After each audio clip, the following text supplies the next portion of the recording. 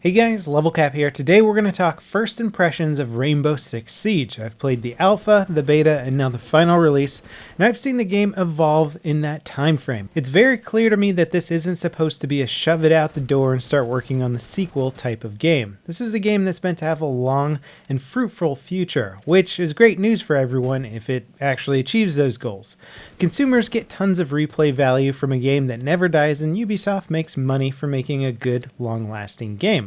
Whether or not it achieves this status is up to you guys to decide. Are you going to buy the game? Are you not going to buy the game? Hopefully this video will allow you to make up your mind. Let's start off with the basic premise of the game. If you've never played Rainbow Six Siege before, here's the game in a nutshell. It's a multiplayer focused shooter with teams of 5 players facing off against each other in attack and defense scenarios. Each round lasts up to 4 minutes, plus an additional 45 seconds of a setup phase, which doesn't include actually choosing your operator or loading the game level. If one team is eliminated before the 4-minute timer runs out, then the round will end. During the setup phase, defenders will reinforce walls and construct booby traps surrounding a bomb or hostage location. At the same time, the attackers will infiltrate that area with remote-controlled drones to help plan their attack. Defenders can destroy the drones during this phase, but if the attackers get a well-placed drone in a room, they can use that valuable intel later in the match to figure out exactly where their opponents are. Intel is a huge part of this game,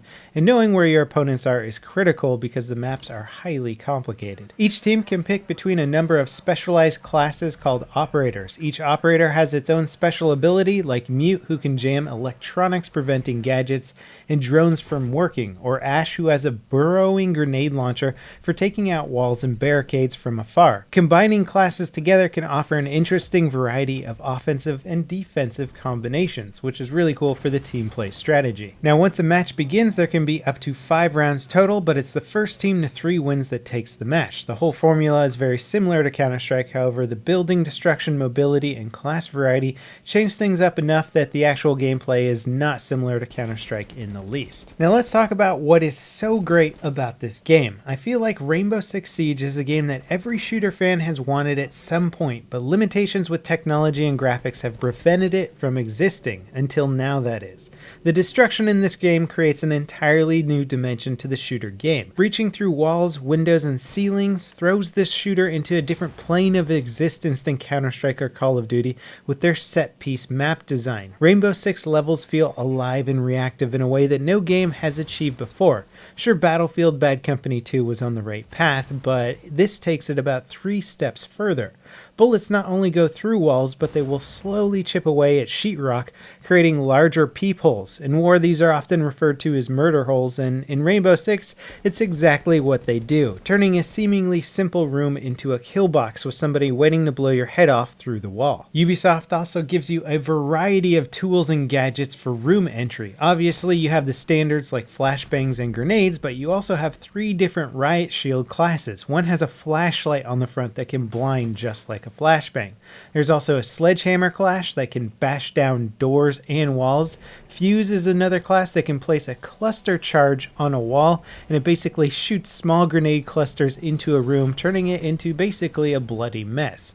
And Twitch can pilot a small drone into rooms armed with a taser shot for disabling enemy electronics and wounding enemies. And of course there are breaching charges, which most of the classes carry for simply blowing up walls and doors, which is a huge part of the game. The grappling rope entry options are really cool as well. Rappelling down from a skylight or walking down the side of a building and smashing through a window is freaking awesome and at times very useful. It's actually quite fun to play defensively as well. Do you want to barricade yourself in the room with a hostage, or would you rather pick a sneaky hiding spot in the level where you can flank the enemy team as they prepare their attack?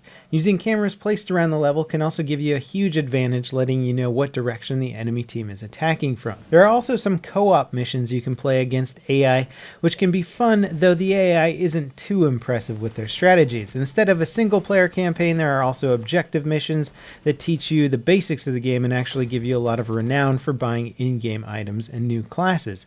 It's totally worth doing these missions. They are quick to beat, succeed in teaching you the basics, and allow you to unlock at least 3 operators operators per team, and more if you actually get all the bonus objectives. It's certainly a good introduction to the game, but doesn't really supplement for the single player experience if that's something you want. Personally, I don't really care about that because I don't play games for the single player. I'm pretty much a multiplayer gamer exclusively, but every now and then there could be a fun single player experience, and you're not going to get that with Rainbow Six Siege. Now, the game does a brilliant job of creating multiplayer infiltration scenarios that play out just like you would imagine them to in an action film, and everything is amazing, right?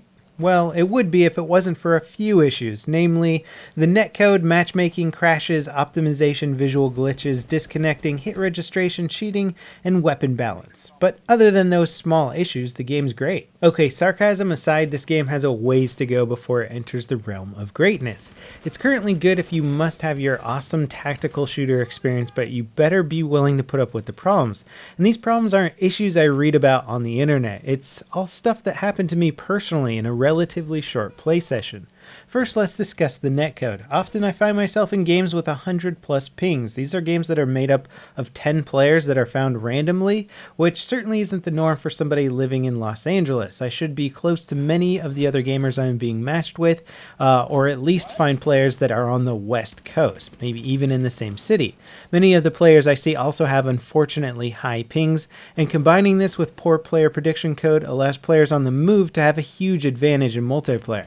This holds true for any shooter game, but in a game where moving around a single corner is possibly the most important and crucial moment of a match, having someone sprint past hipfiring shouldn't be the best strategy for success. Unfortunately, it often is, and it's incredibly frustrating because nothing about the game design seems to say, hey, run around like a Call of Duty player and spray bullets at everything. Rather, it seems to suggest slower or more methodical gameplay, but sadly the laggy, crappy hit registration and crap netcode basically says, hey, run real fast and shoot the guy who isn't running. Now, normally game designers do things to prevent behavior like this, like make your weapons wildly inaccurate while you are moving, and Rainbow Six does give you a huge accuracy penalty for moving and shooting from the hip, but the combat gets so close that it often doesn't matter. In addition to this, some moron at Ubisoft thought it would be a good idea to have every gun in the game kill with one shot to the head from seemingly any distance. Okay, so imagine the moron noob with a P90 spraying through walls gets a lucky random headshot kill. Well, it happens all the time and seems to suggest a spray and pray policy of gunplay rather than focused fire approach. It also gives huge advantages to any fast firing weapons. More bullets means more chances of getting a headshot, right? There's also weird instances of player models not looking in the correct direction when you approach them. You may think you're sneaking up on someone, but they're actually looking directly at you. Playing with classes that use riot shields tend to get you stuck on things as well. When you're in a server that starts to rubber band, which has happened to me about 6 times now, it gets even worse. In-game communication is extremely important in Rainbow Six Siege, but there seems to be a bug where your mic gets stuck open, and I've seen a lot of people affected by this, myself included. I personally had to disable mine completely. Now, playing with friends is hands down the best way to play this game, but unfortunately, at least for the PC version, it relies on Uplay to function for matchmaking in parties.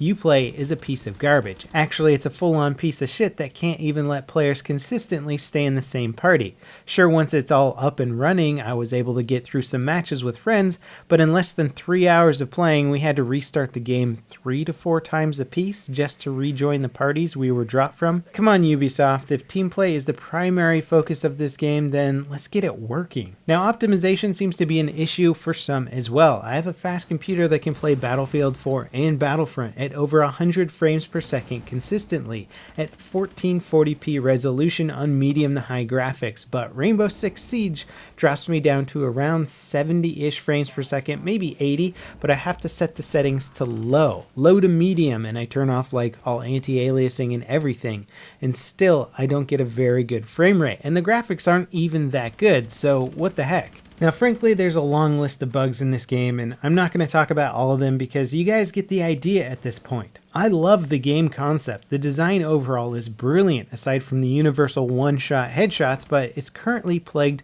with bugs and issues. The dilemma I have is that it's still a lot of fun to play with friends, and I don't think anyone is going to make a game like this again, so I want to support it as much as possible to make sure it's not a huge failure. The first patch will really tell us a lot about how well Ubisoft intends to support this game.